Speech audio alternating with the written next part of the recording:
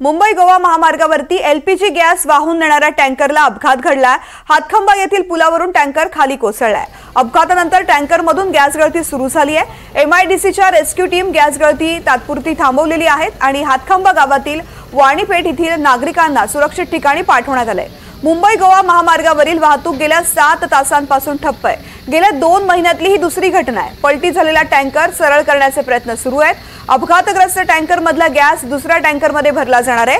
छोट्या वाहनांसाठी बाबनदी पाली मार्गे वाहतूक वळवण्यात आलेली आहे, तर दुसरीकडे अवजड वाहनांच्या रांगा मात्र या महामार्गावरती लागलेल्या आहेत।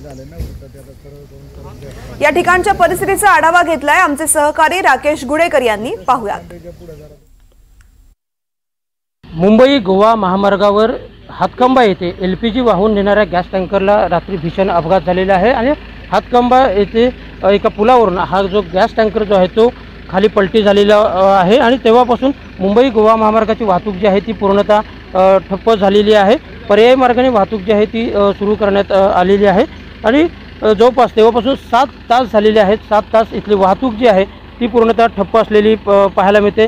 घटनेची माहिती मिळताच रात्रीच जिल्हा पोलीस अधीक्षक असतील, जिल्हाधिकारी असतील, प्रांत असतील हे सर्वजण घटनास्थळी दाखल झालेले होते।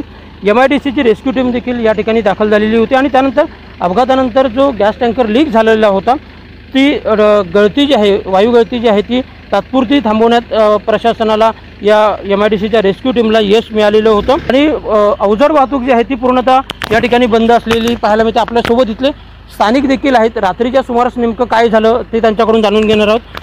सर, काय नेमकं सांगाल? तुमचं नाव काय आणि ज्यावेळी घटना घडली त्यावेळी तुम्ही या परिसरात होतात का, काय सांगाल? मी प्राचार्य गुरुवर्य आ देसाई हातखंबा हायस्कूलचा। मी जिथं घटना घडली तिथं मी समोरच राहतो। सर्वसाधारण 10:15-10:30च्या दरम्यान घटना घडली।